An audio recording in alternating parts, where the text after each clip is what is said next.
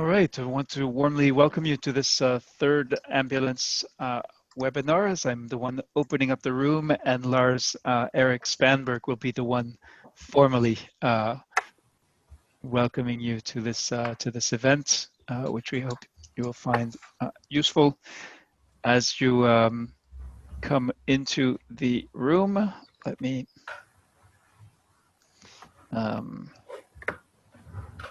yes, Aaron, we got your test. Thank you for testing that the chat works. If you'd like to find the chat window in Zoom, and if you could then type into the chat the city and country that you are connecting from. So for me, it is Geneva, Switzerland. Hello, Riz. Aaron is connecting from Singapore. And let's see, Anna Thompson must be having some connection issues. I hope, Anna, that you are able to hear us and participate. If you'd like to say so in the chat, you're connected 3 times. So I believe you had some challenges getting in there. And I'm going to bring up Rosmim. So wait, Rosmim, let me see if Irene is here. All right, I see. And Fabricio, welcome from San Salvador and El Salvador. Katarina Kamoutsis. Uzi is here. Welcome, Uzi. Syed Adil Hassan from Muslim Hands Pakistan. Yes, Razwana from Pakistan as well. And we're waiting for participants, but you are very much familiar names and in some cases faces. So in this webinar, look on if you're connecting from your phone, but the desktop interface is pretty much the same. If you'd like to click on the Q&A tool, and that is the best way to make questions or actually share more detailed comments. You can also comment on other people's questions and vote on them if you think they're especially good questions and you'd like to see them addressed in the discussion. So please look for the Q&A tool, try it out, if you have any early questions about this webinar, you're free, of course, to submit them. Welcome to Paul Brennan, to Ramawati from Indonesia, Ezekiel Peters from Denver, Colorado. So this is our agenda for the day, and we know it takes a few minutes for everybody to connect and figure out how this is going to work, before we officially open or formally open this webinar. So over now to Lars Svanberg from the Norwegian Red Cross, who will be now officially opening.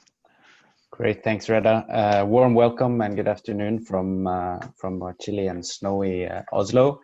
Very happy to have you on board on the 3rd webinar this fall in the Ambulance Community of Action. Very happy to see the engagement here, and as you know, I've been on board coordinating this initiative on behalf of Norwegian Red Cross since August, after a period of a bit of dormancy in the initiative, and really these this fall and the webinars that we've had this fall has had the purpose of sort of re-engaging the community and listening to your experiences and trying to bring up some learnings and lessons learned as well. And it's been learning by doing. The first one was very much a recap of what we've done previously with the online exercises for those of you who participate in those. Then a little less than a month ago, we had the second webinar where we focused on 2 specific cases by cases that were brought forward from the exercises, and the case holders presented their cases, and we had some good discussions on the lessons learned from those. And in this 3rd round and last round of the English-speaking ambulance webinar of 2018, we have sort of tried a bit of another approach as well. As you know, we invited some some participants or invited all of you to present or challenge you to present incidents or cases where that you would wanted to discuss, whether they were recent one or more back in time, but at least not covered by the ambulance exercises so far. Reda will go more into that. So without further ado, I'll just say welcome, and I will start, and I'm looking forward to your participation and good discussions. Great. Thank you so much, Lars. So yes, as Lars said, we challenged you to share your pre-hospital emergency care challenge. And so this was a simple online form, would take 5 minutes to fill out. And we want to thank the following individuals who submitted the challenges that they're faced with in their particular context. So to thank George Amolo, Uzi Benzivi, Naze Bikshin, Mohammed Aga, Sohail Kezar, Gilgamesh Hussein Salem, Rosmim Osman, Alex Onguko, Basil Azizi, Frank Mutuma, Marta Trainer, Peter Habiarimana, and Romeo Jr. Pineda. So many of you, of course, are alums of the ambulance exercises in 2016 and 2017. So we very much are grateful for your contributions and for having taken the time. And you can see here both the countries and the types of violence that you reported having as challenges. Now, from this list of real-world challenges that seem relevant to practitioners, frontline practitioners at this point in time in 2018, the ambulance team decided to focus on dealing with groups interfering with your mission. So maybe Lars Erik, could you say a word about that choice and why you felt you and others felt it was really important and significant to focus on this issue in this webinar? Yeah, thanks, Reda. I think also I would like to thank the contributors on those who participated in the challenge, and even though we'll not discuss all of the cases specifically today, we'll keep the submissions in our registry and really they're not forgotten. The reason why we wanted to focus on crowds and dealing with groups were basically throughout the events and the exercises that we've had. That is one of the most recurring issues that come up, and whether you work in a context of conflict and violence or in a more quiet conflict. I mean, this is something that everyone can relate to. So we tried as a sort of a last round this year to pick the incident or the thematic area that really covers most of you and that most of you can relate to. So that's the sole reason for that. All right, thank you. Maybe now also we can ask Christina and Hannah to introduce themselves and also say a word about the importance of this thematic area, as Lars Erik has explained. So you should be able to unmute yourselves. I'm actually unmuting you now, but you should be able to do this yourself. Yeah. Oh, sorry, Christina. Yes. So Christina and then Hannah, very briefly, why you feel this is an important issue for pre-ambulance, pre-hospital emergency care providers. Hello, everybody. My name is Christina. I'm a pre-hospital doctor, and I think in all contexts, the aggressive group of people are one of the most frequent type of aggression against healthcare. So we need to know what are these situations and try to figure out this situation in the best way. So we will try to help you to solve this type of situation. Thank you. Great, thanks, Christina. And Hannah? Good evening, everyone. I'm Hannah Kade. We know each other, I think. I'm a medical doctor, I'm surgeon, and involved with the community of action. What I found why this is important, because this is not only happening in a special situation that could happen everywhere, in peacetime, in armed conflict time, every time could this happen. And yes, why not sharing the experience and know from each other how everyone in every context can handle with that. So yeah, I'm excited to hear from you and looking forward to learn more. Thank you. Great. All right, given the choice of the topic, so we'll be going back to this to explain what this slide is about. This is about contributing your resources. So on the specific topic of aggressive crowds, or for a more neutral kind of description, groups that interfere with your mission, yes, is what we settled on. We've set up a Dropbox folder, so you don't actually need to be on Dropbox or to have Dropbox installed, but just use this link. You don't need to do this right away, more probably after the after we've finished our discussion. But we'd like to invite you to share, if you have standard operating procedures, other guidance that you feel will be useful to the colleagues who've been faced with this challenge and who will be sharing their experience with us today.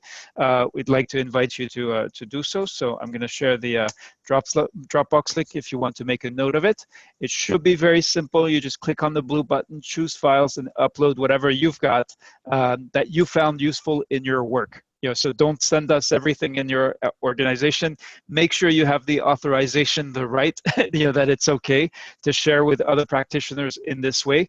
But if it's okay and you've got stuff that's useful, just click on the blue button, choose files, and you should be able to upload that stuff. And then we will share it in the Healthcare in Danger Community of Action, which we've discussed and introduced previously. So I hope that, and we'll come back to that after the discussion. So now, the team that prepared this webinar worked on questions for discussion. So we ended up with a lot of questions. So but to try to get at, again, some of the root causes and some of the sort of burning issues that we felt that many practitioners were likely to be confronted with. So if you, again, you have a look at them now, Lars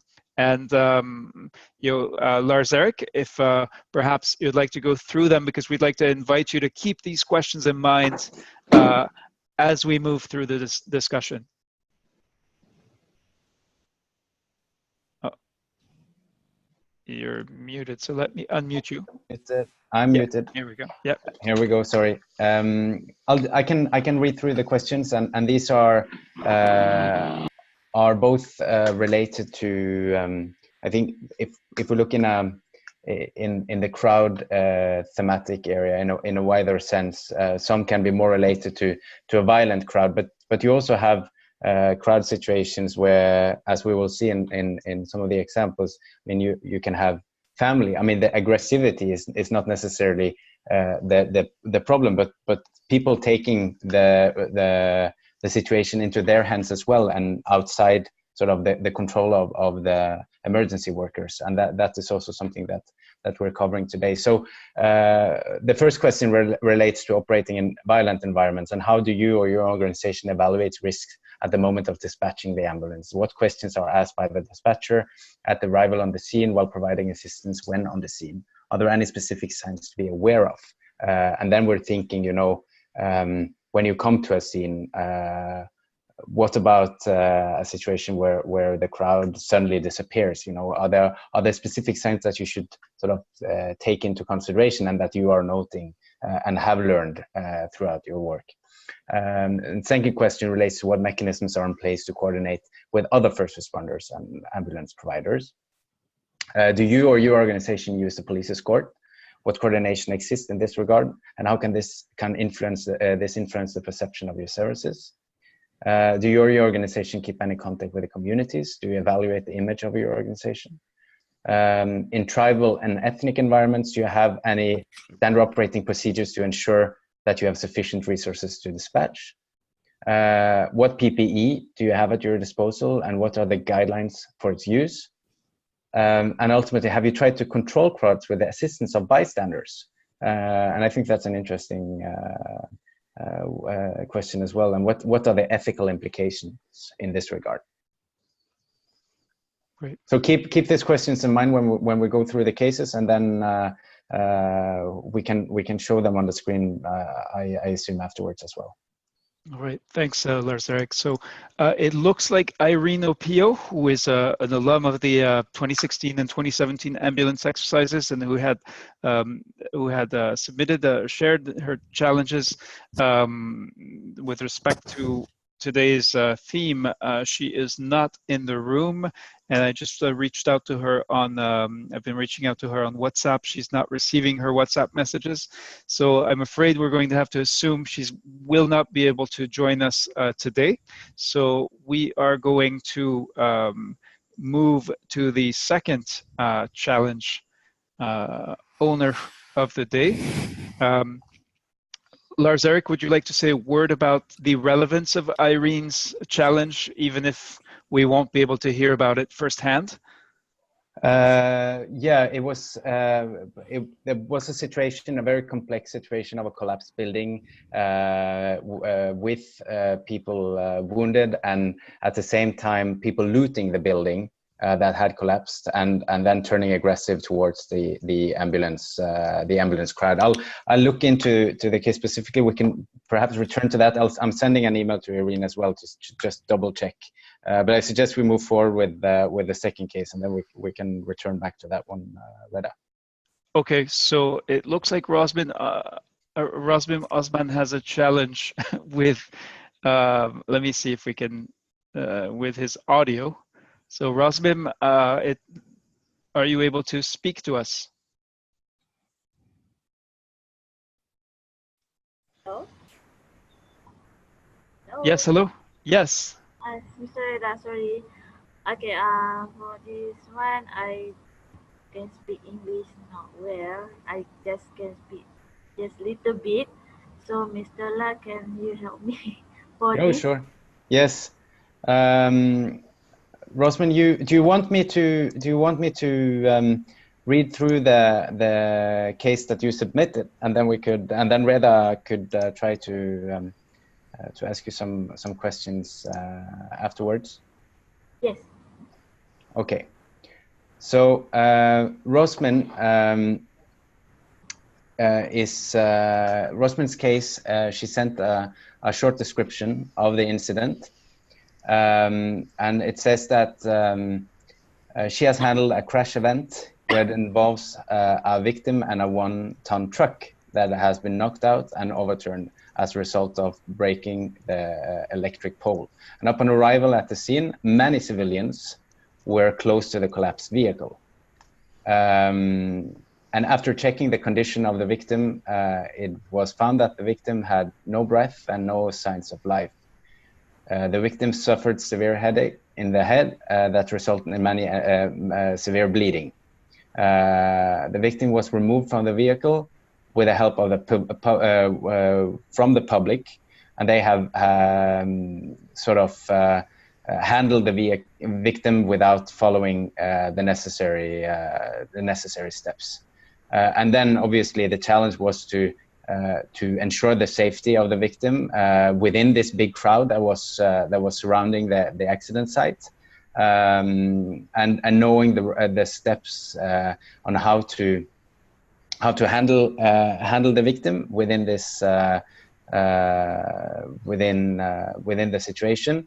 And obviously, I mean, the communication here to the public who was really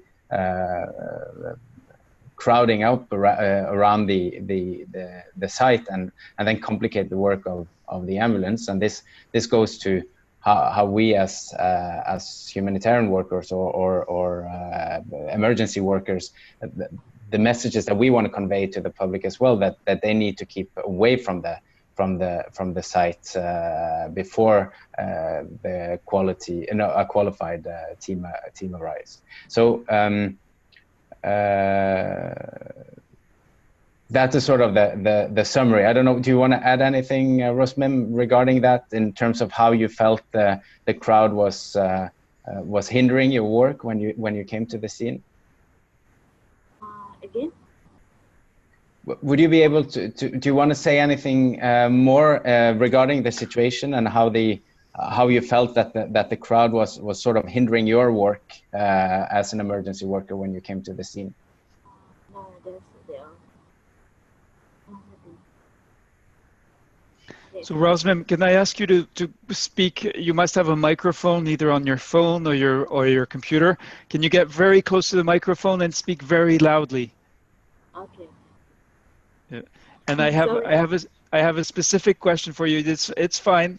Were you prepared for what happened? Did you feel prepared for what happened, or was it a surprise for you to be in this situation? That was a surprise in situation actually. Okay. Can you hear me? Yes. And so, what did you do? When I arrived, I just shocked. But when I arrived, I see the so many blood. So I just assess that for the normal one. And after that, the police and firefighter come and we pass over to police for this case. Yes. Okay, yeah.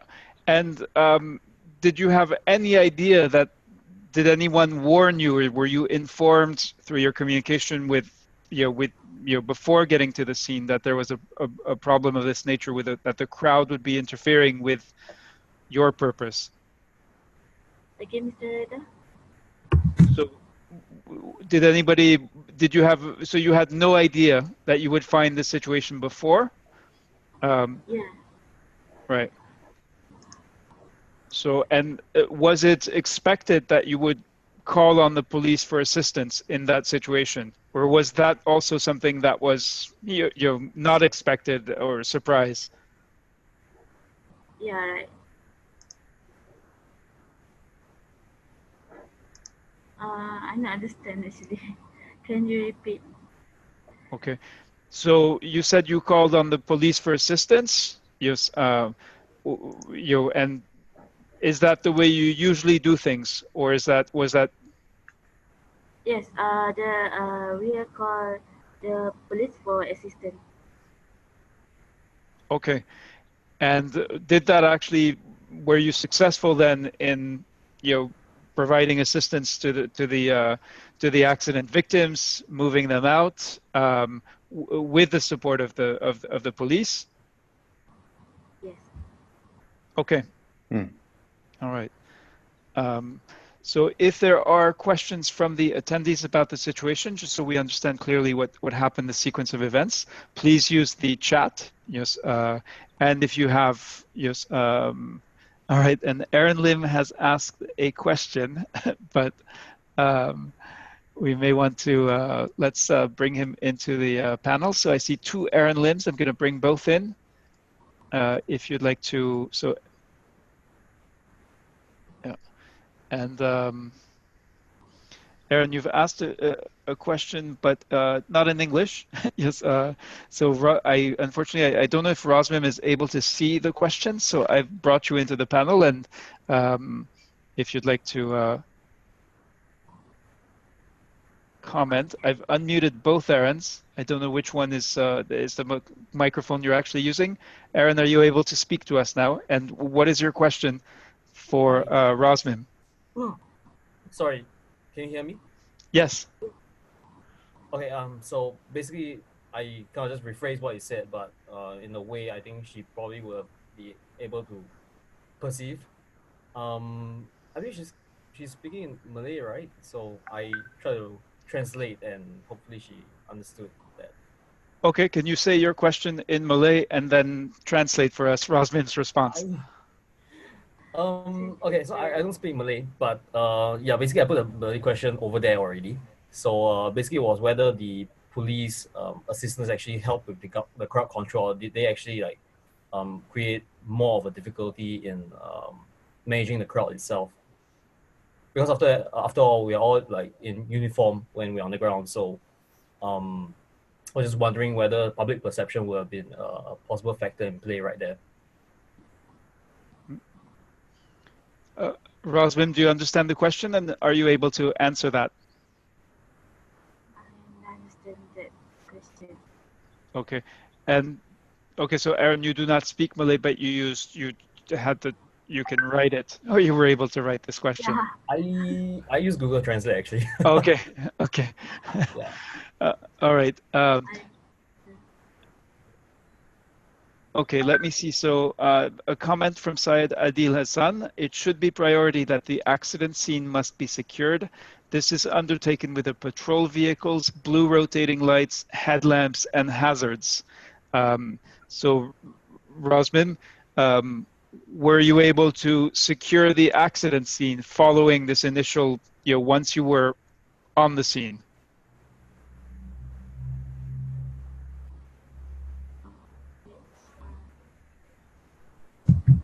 Okay. All right. And so we have some questions in the chat as well. From Kevin Lowe, recently we had a case that EMRS personnel was pulled out from an ambulance due to a riot. Okay, let's go to Kevin and hear from Kevin about this experience. So let me bring you into the panel, Kevin. And let's wait. It takes a few seconds for you to come from the attendees, like walking up to the table or to the microphone, but here you are. So Kevin. Hello. Hi. Yes, hi. Remind us where you work. I have no face because I'm inside the car. Okay. I'm traveling. All right, but remind us where you work and explain your question, the case that you were confronted with. Okay, because this has happened. Okay. Hello, I'm Kevin Lowe. I'm from Malaysian Red Crescent. Hello? Yes. Yeah? We hear you loud and clear. And so tell us about this case where EMRS personnel was pulled out from an ambulance due to riot. And Yes. what did you do? Were you prepared? And what were the lessons you learned from it? Okay.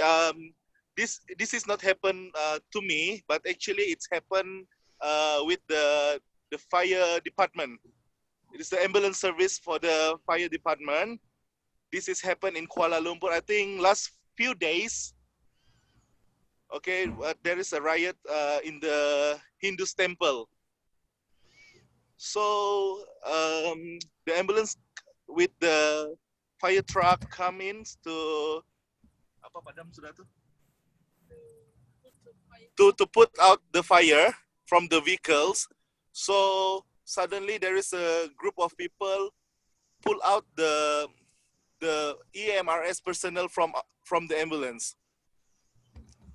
So we can learn here that we need to get prepared also when we facing this situation. And does that mean so implicitly you were not prepared, or your colleagues were not prepared? Actually, it's not happened to the Red Cross members. This is just an example that happened recently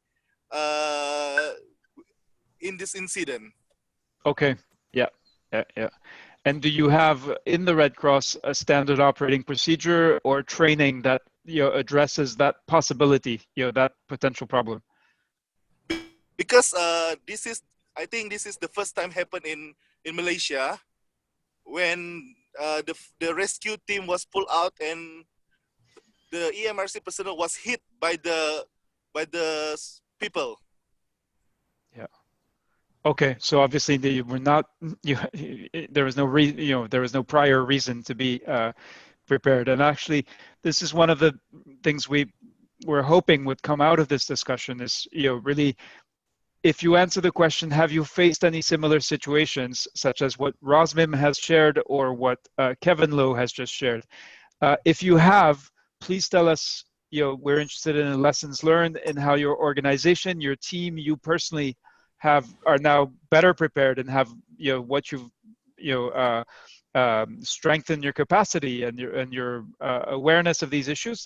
If you haven't, the point may then be to learn from colleagues to figure out what steps you may want to take proactively and preventively so that you do not end up facing a similar situation, or that if you do, you will have at least some awareness, some preparedness before this happens. All right, I just to turn to. It's true because Yep. Go ahead, please.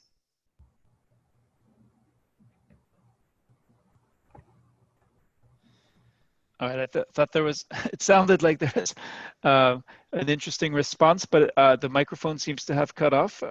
So again, I see that Aaron just shared a link to the event. Yeah. Okay, yeah. All right, thank you, Aaron. Lars-Erik, Christina, Hannah, Agnieszka, it would be great to hear from you if you have follow-up questions or comments before we move on to challenge 3 with George Amolo. Yeah, sorry. Go ahead. Sorry, I was. Ramai dari Malaysia. All right. Okay, I'm going to mute. I'm going to see if I can mute everyone, and you should be able to, as panelists, you should be able to unmute yourselves very quickly if there are follow-up comments or considerations to keep in mind with respect to the and thank you Rosmin Osman for sharing. We realize, especially if English is it may not be your native language, we appreciate your efforts, and I hope it's you managed to convey what you wanted to. So Lars-Erik, Agnieszka, Christina, Hannah, follow-up comments or thoughts before we move on to the next challenge. Yeah, I mean, it would be interesting to hear from I don't know if Hannah and or Christina, with their expertise, have any sort of specific procedures for such incidents that you have sort of also. I mean, one thing is what you learn after an incident, but you in your daily work when you are in operation. Do you have set specific procedures for these things to for how to react when situations like this happens? Whether it's a violent crowd or the question of crowd control and the crowd sort of interfering in the operation. So Hannah or Christina, you'll need to unmute yourselves. Yes, Hannah and Christina. Yes, please go ahead. I just want to. Once I had a similar situation, and what we used to do that we tried that the crowd themselves, some of the crowd themselves, that they will organize the others, like, because when the people who are there will take, let's say, when we will talk to them, or police or anyone will talk to them, they will feel that someone from the outside is giving them orders or something like that. So we tried to convince two of them to be like, let's say, the crowd leaders, and they will start organize the crowd, like telling them, no, we shouldn't do that, let's do like this, let's do like this. So it was more acceptable to get, let's say, orders from themselves, by themselves. Yeah, and that I think relates to the last questions that we put up, whether you have tried to control crowds with the assistance of bystanders. And I think that's a very, very interesting approach, because if you find a few bystanders who are originally part of the crowd, but who sort of giving them the responsibility, I mean, that is a way to sort of control the situation. But do you think there are any sort of ethical implication that regarding sort of giving responsibility to people or to those who are at the scene as well? Well, of course it has risks, but we should manage. Is it better to take this risk in order to allow us to do our tasks, or stay aside and maybe be have some violence or have some aggressive reactions from the crowd? So it depends from a situation to another, if I mean, it's hard to say to generalize in all situations, but yeah, I think in some cases it could be good. We're not giving like high-level tasks. They are not being like they're not doing some activities that it has a lot of experience, or it needs a lot of experience. So from my experience, I find it sometimes very useful. Great. I also conscious see of that the time. There are also there are many good comments in the chat and in the Q&A. Yeah, go ahead, Lars Erik, and then I'm going to ask Christina to make a short comment, and then we would really like to go to the chat and Q&A comments and questions. Yeah, that was what I was referring to as well, because I see that it's mentioned that the incident that Kevin shared, it was very sudden. It was a very sort of surprise attack by Riot, and Kevin responds that it's the first time it happens, and that's and makes it a good example. And specifically that, I mean, following up on that case, it could be an interesting sort of situation to explore whether this case will define or interfere with any procedures following from that event. Yeah. All right, Christina, comment or reflection on the discussion so far. I agree with Hannah. I think it could be a good idea to identify sometimes the leader of the aggressive group of people, because sometimes he's the person you need to speak with, because everybody respects this person. Maybe he or she could help you avoid different aggressions against healthcare, in the sense that maybe you could explain the situations to this person in layman's terms. Always the patient should be the center of the explanation, and maybe this person could help you to distribute tasks to different people, such as holding the drip, or maybe clearing the streets.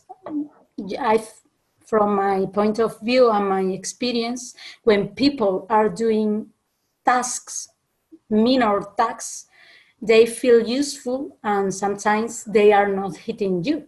So I think sometimes it could be really difficult, and it depends on the different contexts, but this should be one of the strategies to keep in mind. Okay, thank you, Christina, and all the other people. Now, there's some very good quality contributions and questions between the chat and the Q&A. We do have George Amolo for challenge number 3. So I want to quickly just acknowledge and thank you for being so active in the chat and the Q&A. Uzi Benzivi, who says, I think that to keep my crew safe is number 1 point. It's hard to give help anyone in a situation that my crew is unsafe. But he also says, I am happy to say that this kind of situation is not very common in Israel. So thank you, Uzi, for this contribution. Agnieszka, who asks about lessons learned in the debriefing exercise with the crew after the incident. Have there been any changes introduced? Any additional procedures? Sorry, Agnieszka, you're having problems with your microphone. Laura Alzapiedi, who says, last year in Italy happened a very dangerous situation because of terrorized crowd in an open space. This did not happen to me directly, but I followed the event, and violent crowds are very dangerous for anyone. Boonhouse Soon says that the incident shared by Kevin Lowe happened with all of a sudden an attack by Riot, and EMT did not have time to think and respond. So the common strand that I'm hearing is, that first time when there is a new situation that has not been seen before, and there's no procedure in place. So that raises a question of preparedness. To what extent should you prepare for things that are unlikely or have never happened in your context? And maybe that's one of the takeaways from today's discussion. Kevin Lowe says, yes, it's the first time it happened, and it's a good example. Agnieszka has a question for Kevin. How were the risks evaluated prior to sending the ambulance? What information has been available before dispatch about the motivation reason of the crowd? And Christophe Lobidil, who we haven't acknowledged yet, to avoid this kind of situation for the UN Joint Medical Services in Bissau, coordinate with the security section, making sure that the scene is safe. Now, from Marta Trainer, it's important through the call center to confirm that the different teams will arrive to make decisions, because she says we have simulations with all rescue teams with different scenarios. And she says that in addition, it's a common problem that the different rescue teams have different response times. Rizwana said, yes, she did once give first aid while traveling. The crowd got angry for not responding immediately. She was alone and tried calling her team, but because of traffic, they would not be able to reach in time. All right, so let's now go to George Amolo. So George, you seem to be, you were connected twice. Are you able to speak to us, George? Okay, George seems to be connected, but I could see that he was reporting he could not speak before. You are not on mute, so you should be able to speak. All right. So as you are not able to speak, let me bring in Rizwana, and let's ask her. So George, if you're able to, if you figure out how to, yes. All right, Rizwana, how are you doing? Are you able to speak to us? Hello? Yes. Okay, Yeah, sorry. we Yeah, hear you loud and clear. So yeah. please tell us what happened, how it relates with respect to the to Rosmin's situation, to the other cases evoked, and with respect to these questions for discussion. You want me to talk about the incident which happened when I was trying to Yes. give a first aid? First, tell us what happened, when, Yeah, actually, where, who. I work with the Red Crescent Society, and I'm basically heading the first aid department and the emergency response. But usually I'm the one who's coordinating and sending the teams to the field. So this was once I was traveling to the office, and there was this accident which I saw. There was a motorbike accident. So I tried to stop the car and try to give the first aid to the woman who was injured. And I did not realize at that moment that first I should have, assessed the situation, whether it's safe to go, because there's a lot of crowd and bystanders who wanted to help, but they don't know how to help. So I try to give first aid, and then I start calling my team if they could come with the ambulance. So because of the traffic, they were not able to reach, and everybody starts screaming that, why do you doing this? Why you are not helping? And it give me, I suddenly got scared. I said, like, I'm trying my best and the team is coming. And then when I couldn't do anything much, because then I called 115, which is our local police. So the police came earlier than the ambulance, which is a kind of weird. But they came and they, took the casualty with them to the hospital.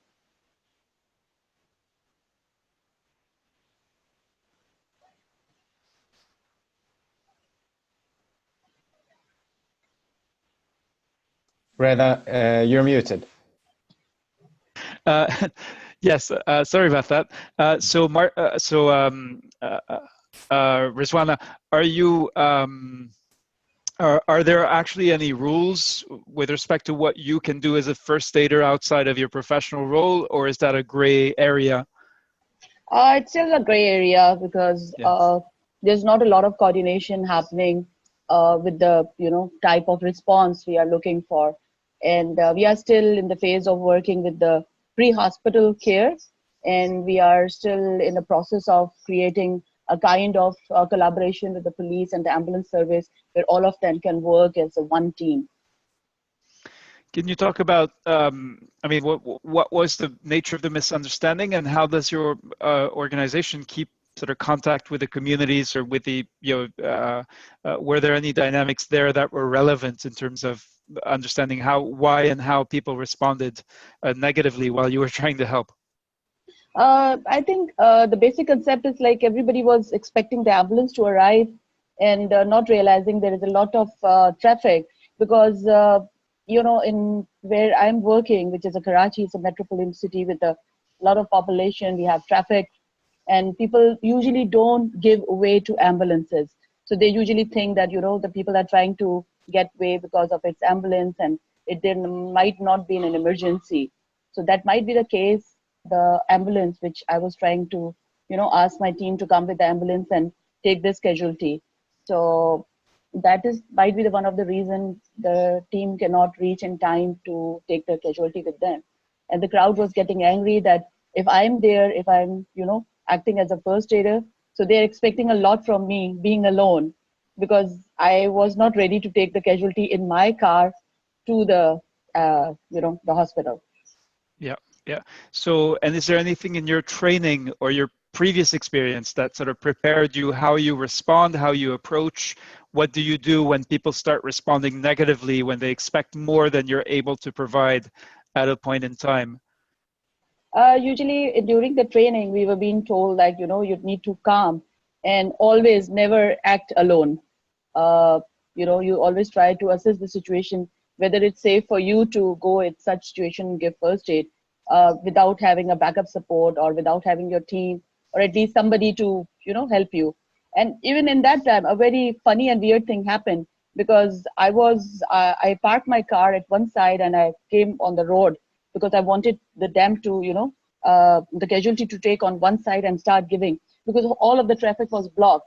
And while I was doing the first aid, I could see my purse was not there and my car keys were missing. And then I said, where are my car keys? And after, telling the people that, have you seen my car keys? And then, one of the person who was standing right next to me, after, he took really good time and then said, oh, it's with me. I was trying to, take care of your car keys. So people do try to take advantage of the situation. And maybe being alone and not with my team, it was, in a way, it was a good action. But otherwise, looking at the perspective of the, our protocols and SOPs, I think I should have waited for my team to come and then respond. All right. A question from Agnieszka Czoliwinska, not specifically for you, but of a more general nature. While working at EMT or ambulance service, how to reconcile a natural call to help others, especially, for example, you told us you're a first aider, with a need to ensure first your security and that of your team. Let's go to now to Marta Trainer.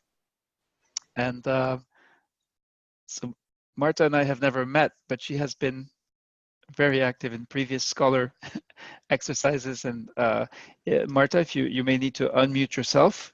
And so you've posted several items in the Q&A. So I'm trying to unmute you, but I think you may have to unmute yourself. Yes, here we go. So you said that you have simulations with all rescue teams.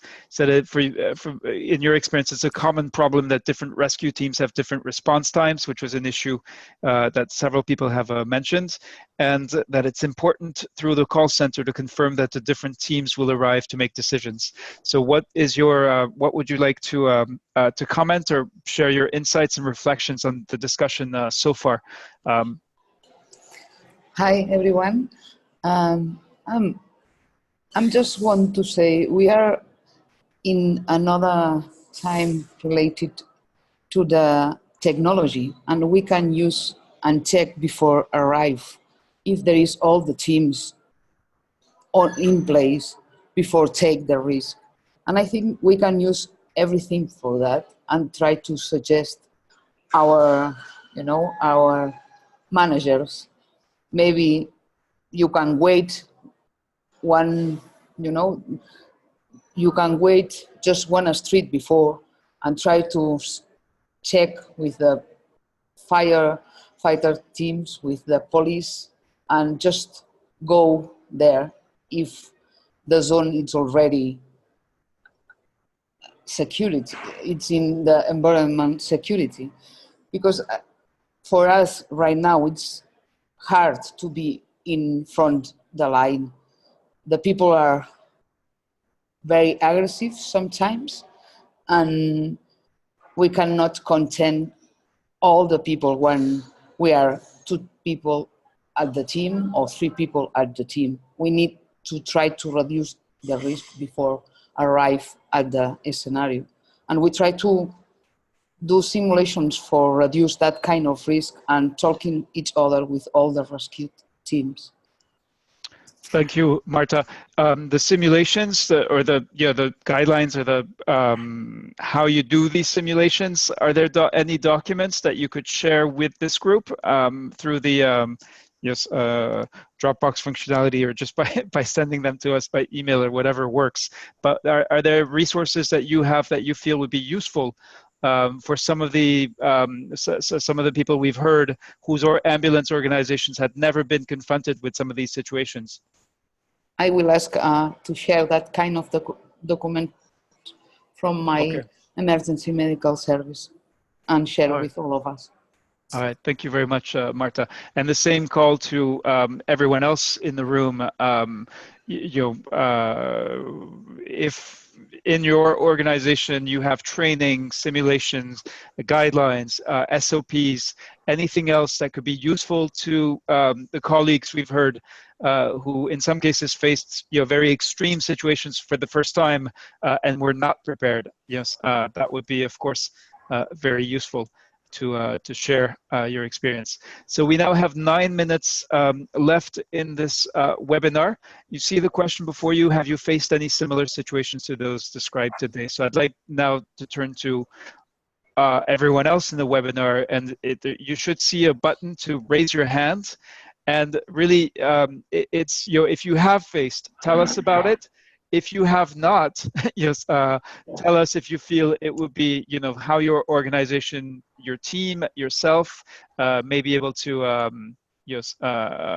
may want to or may benefit from preparing and anticipating and preventing rather than waiting for such situations, especially in their more extreme forms. So Masese Jackson Manga, I have opened your microphone. Would you like to tell us more?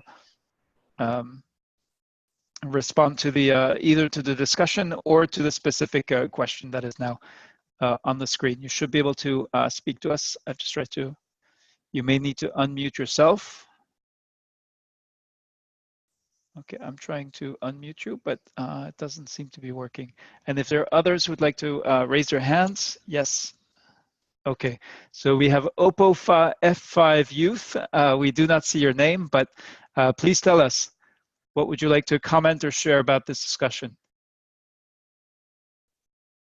So I'm trying to unmute you again. Oh, and I believe this is Irene Opio. All right, great. All right. Irene, I'm bringing you into the panel, and now I'm going to again try to unmute you. You are connecting, I believe, from Kisumu, Kenya, and we're scheduled to speak, but you wrote to say that you had internet connectivity challenges. So let me, yes, Irene? Yeah, good evening, everyone. I'm sorry for coming late into the meeting because I had poor connectivity. Yeah, I've heard part of the what is going on, and I would love to say that recently I faced another about a week ago. I moved from my private practice and went into a public hospital where we do ambulance services. And what we did last time in the last ambulance program happened there, and it was a little bit hard and difficult for me at some point. Yeah.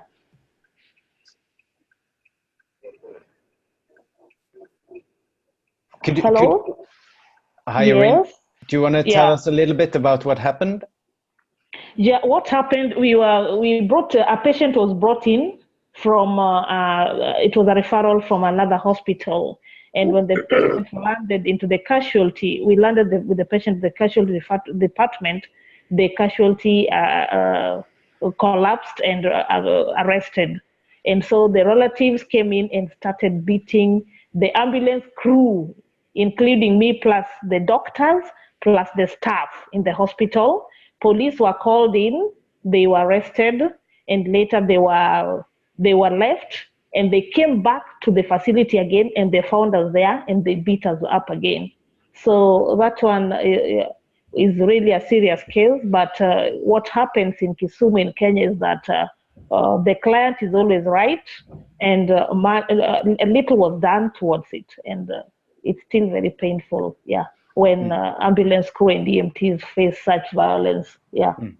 And that's interesting. So you also posted other cases with similar incidents involving an aggressive crowd or a crowd interfering in the work.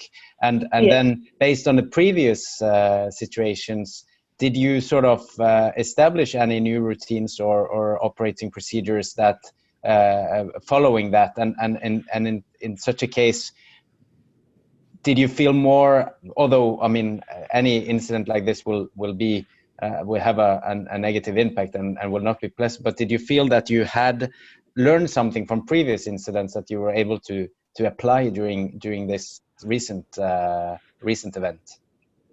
Oh yeah, we applied that. We ensured that the scene wasn't safe for us, so we called in the police. But after calling in the police, we were overwhelmed, because most of it came from the public. The public came in and joined with the assailant. So it was a little bit difficult, because imagine a bigger crowd came into the ED and now started beating everybody.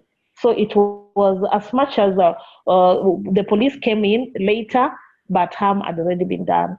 So that one, yeah. And how have you followed up that specific incident now, since it was so recent? Have you taken any further measures or procedures to reviewed it? What could have been done different, or what have you learned from this situation? Yeah, what we learned is that we should always have security all the time and call them in time, because if you call them, if you don't call them in time, already the harm would have already been done. So what the precautions that we took is always to, before going for a call, we must call and assess for the situation. The aggressiveness of the crowd there can tell us when to back off and when to move in. But they came in unexpected. The crowd, the public, they came in unexpected. Yeah. All right, we have 3 minutes left in this webinar. I see another strand of discussion that I think is important to acknowledge. It comes up with practitioners wanting to discuss the best protective gear, and we have a question from Paul Maniscalco, who asked, what techniques are you using to harden, protect your vehicles from projectiles and incendiary devices thrown at crew members during a conflict? Kevin Lowe, who responded, I think it's better to get out quickly from the conflict area, to which Paul responded, sometimes that's not an option. In New York City, which I presume is where Paul works, we had to improvise protective measures over the glass components of the vehicles. Not a perfect or elegant solution, but it worked. I was wondering if anyone else had a better solution than using 10 millimeter thick plastic sheeting. So if you'd like to answer Paul's concern in the chat, obviously with people from all over the world connected to this webinar, there may be countries where there are practices that could be useful to others. So please do share. So we have 2 minutes left. So I want to turn it back to Lars Erik to bring this webinar to a close. Again, a reminder, we have set up a Dropbox. If you have resources you would like to share, and let me just, and I would ask you if you can mute yourself. Yeah, I've just posted the link again in the chat. We're especially interested in anything that you have, training, simulations, any materials that could help colleagues with respect to this issue of crowds and crowd management. And back to Lars Erik. Let me just who still has their microphone on so I can shut it off. Yeah. Okay, let me just give me a second. And back to you, Lars Erik, to Thanks. bring this Thanks for webinar that. to Yeah, close. I see that there are still. I mean, 1 hour is obviously too short, and I think this discussion could have continued. I hope that take a good look at the webinar chat. We'll try and see if you can copy the questions and resources that have been posted there. Reda posted a video from Irene's testimony from the exercise. And we'll, as always, I encourage you to enter the forum at the ambulance page under the Healthcare in Danger platform, where we always post all material from the webinars for you to look into, where you can contact each other and maintain a dialogue. And we'll go through everything that's come up here today. I'm sorry that connectivity was not the easiest for everyone, but that's how it is, and we just have to bear with that. In that connectivity is not always the best. We'll systematize what's the information that has come in and try to take out the lessons learned. But the most important thing is that for you to use the forum actively outside the webinars as well. We're also in the process of looking into how to keep this community active after in 2019. Is webinars like this the best way to do it, or are there other formats or platforms that can work better? And I would really appreciate your comments and input to that. Perhaps you want to put up my email address, Reda, if people want to note that. I'd be happy to receive any input for what do you find useful and what can be improved. I think we see that a lot of people are eager to participate and want to share their experiences, and we just need to find a good way to systematize the best lessons learned from these discussions. So with that, I would like to say give a big thanks to the contributors today. Thank you for taking your time to post your cases and to share your experiences. And as always, thanks to Reda and the great ambulance team with Hannah, Christina, and Agnieszka as well, who is on also with a little bit of sound trouble today. But without further ado, now it's 2 minutes past. So thank you so much for your participation, and until next time. Thank you. Yeah. Bye-bye.